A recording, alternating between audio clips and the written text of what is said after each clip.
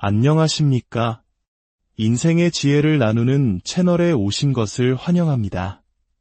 오늘 우리는 한국 사회의 많은 가정이 직면한 그러나 애써 외면하고 있는 한 가지 질문에 대해 이야기해 보려 합니다. 바로 은퇴 후의 삶입니다. 평생을 땀 흘려 일했지만 왜 우리의 노후는 불안하기만 할까요? 오늘 이야기가 여러분의 미래를 단단하게 만드는 작은 등불이 되기를 바랍니다. 이야기의 시작은 대한민국 경제의 심장부에서 30년 가까이 헌신한 한 대기업 부장님의 사례입니다. 모두가 부러워하는 연봉 1억 5천만 원 이상, 월 실수령액만 1,000만 원이 넘는 분이었죠. 하지만 그의 가계부를 들여다본 순간 우리는 충격적인 현실과 마주하게 됩니다. 한 달 저축액이 고작 100만 원. 나머지 900만 원은 어디로 사라졌을까요? 그 돈은 결코 헛되이 쓰인 것이 아니었습니다. 고등학생과 중학생, 두 자녀의 값비싼 과외비로 가족의 안락한 보금자리인 아파트의 대출 원리금으로 사회적 지위를 유지하기 위한 한 달에 2~3번의 골프 라운딩과 연례 해외여행으로 그리고 2대의 외제차 유지비로 흘러들어가고 있었습니다. 그는 말했습니다. 내가 30년 동안 이렇게 열심히 일했는데 이 정도도 못 누리나. 그의 말은 틀리지 않았습니다. 하지만 진짜 문제는 은퇴 후에 시작됩니다. 매달 당연하게 들어오던 1,000만 원의 월급이 끊기는 순간 한 달에 900만 원을 쓰던 생활 방식은 거대한 재앙이 되어 돌아옵니다. 수입은 사라졌지만 지출 수준은 그대로이기 때문입니다. 결국 가정은 파탄에 이릅니다. 평생을 가족을 위해 헌신했던 아버지는 아빠, 그동안 뭐 했어요? 라는 가족들의 원망을 듣게 됩니다. 이것이 바로 준비되지 않은 노후가 마주하는 비극적인 현실입니다. 그렇다면 희망은 없는 걸까요? 아닙니다. 여기 또 다른 이야기가 있습니다. 27살의 한 간호사 이야기입니다. 그녀는 결혼 생각이 없었고 오롯이 자신의 힘으로 미래를 준비해야 했습니다. 월급은 많지 않았지만 사회생활을 시작한 지 4년 만에 악착같이 5천만 원을 모았습니다. 그녀의 꿈은 소박했습니다. 내 집 마련과 안정적인 노후 준비, 두 가지를 모두 이루고 싶다는 것이었죠. 그녀에게 주어진 해법은 명확했습니다. 우선 저축 가능 금액의 절반을 연금 계좌에 넣는 것이었습니다. 그녀는 은퇴까지 30년 이상의 시간이 남아 있었습니다. 복리의 마법이 작용하기에 충분한 시간이죠. 매달 50에서 60만 원 정도의 적은 금액으로도 목표했던 은퇴 생활비 월 300만 원은 충분히 만들 수 있었습니다. 남은 절반의 저축액과 현재 내고 있는 월세 50만 원을 합쳐 약 100만 원의 여유 자금이 생겼습니다. 이 돈을 원리금으로 상환할 수 있는 만큼의 대출을 받아 작지만 확실한 내 집을 마련하라는 조언이 이어졌습니다. 화려한 신축 오피스텔이 아닌 조금 낡았더라도 역세권에 위치한 아파트. 그것이 그녀의 자산을 불려줄 소중한 발판이 될 것이기 때문입니다. 젊음이라는 가장 큰 자산을 가진 그녀는 집과 노후라는 두 마리 토끼를 모두 잡을 수 있는 현명한 길에 들어선 것입니다. 이 두 사례는 우리에게 중요한 사실을 말해줍니다. 노후 준비의 성패는 소득의 크기가 아니라 얼마나 일찍 그리고 어떻게 소비 습관을 관리하느냐에 달려있다는 것입니다. 특히 30대와 40대, 소득이 점차 늘어나는 시기에 지출 수준을 통제하는 훈련은 무엇보다 중요합니다.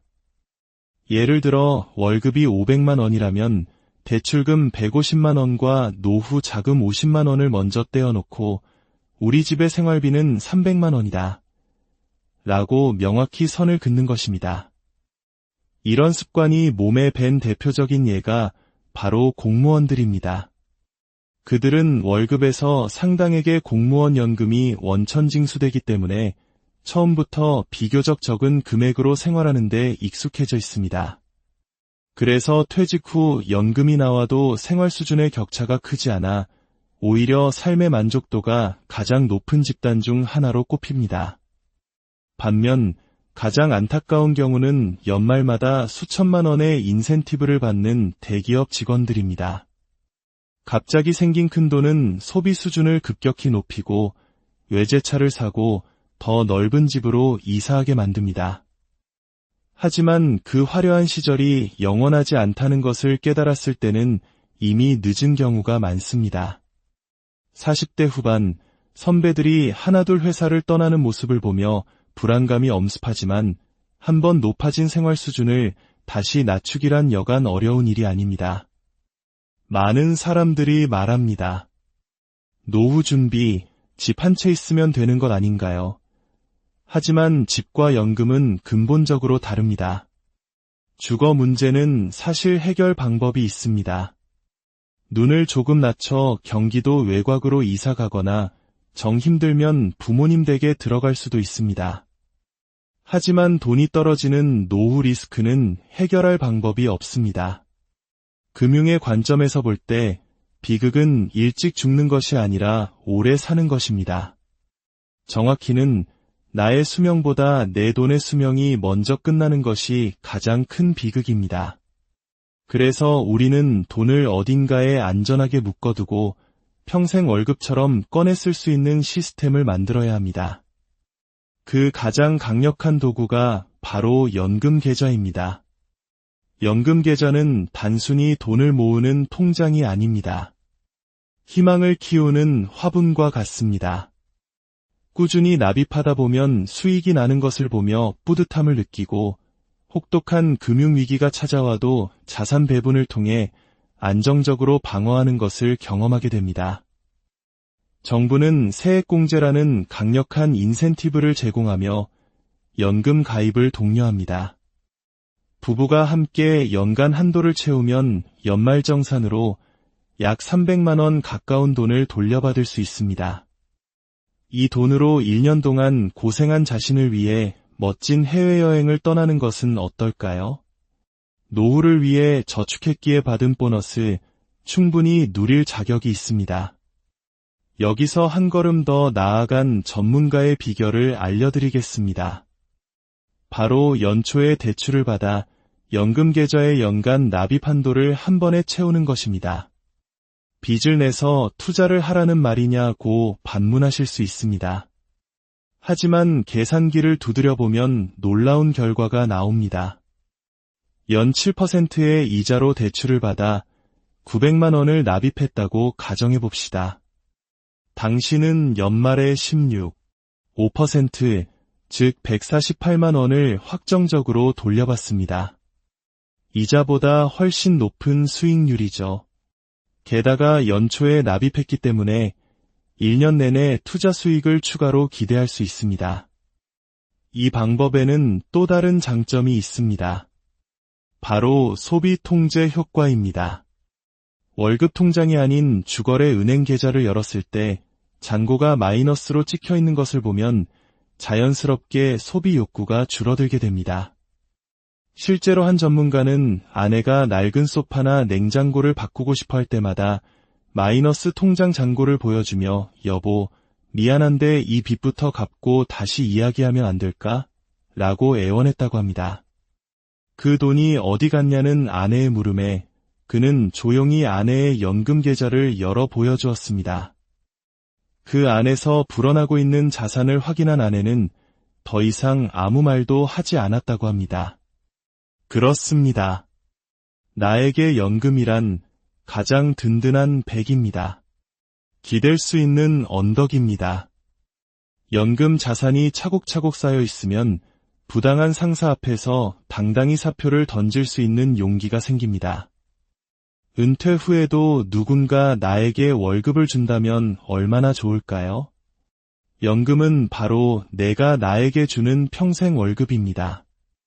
어떤 이들은 노후 대비로 월세를 받을 수 있는 작은 상가 건물, 이른바 꼬마 빌딩을 꿈꿉니다. 하지만 보이는 자산은 때로는 위험합니다. 모든 친인척이 그 건물을 탐내고 자식들은 커피숍하게 1층만 공짜로 내어달라고 조를지 모릅니다. 그 요청을 거절하기란 쉽지 않고 그 결과는 대부분 실패로 끝납니다. 하지만 연금은 다릅니다. 눈에 보이지 않기에 아무도 탐내지 않습니다. 내 계좌에 5억이 있든 10억이 있든 나는 그저 매달 정해진 500만 원만 인출해서 생활합니다. 그러면 주변 사람들은 모두 그냥저냥 먹고 사는구나 라고 생각할 뿐 손 벌릴 생각을 하지 않습니다. 결국 이 시대의 진정한 좋은 부모란 어떤 모습일까요? 수억 원의 은퇴 자금을 깨서 자녀의 전세금을 마련해주는 부모일까요? 아닙니다. 그것은 부모와 자식 모두를 불행의 길로 이끄는 선택일 수 있습니다. 진정으로 현명한 부모는 자신의 노후를 완벽하게 준비하여 자녀에게 그 어떤 경제적 부담도 주지 않는 부모입니다. 그리고 은퇴 후 안정적인 연금으로 여유로운 생활을 하다가 명절에 손주 손을 잡고 찾아온 자녀에게 웃으며 현금 100만 원이든 봉투를 쥐어주는 부모입니다. 아빠가 주는 용돈이다. 맛있는 거 사 먹어라. 그 순간 자녀는 세상 가장 큰 존경과 사랑을 느끼게 될 것입니다. 며느리와 사위는 더 자주 손주를 데리고 찾아올 것입니다.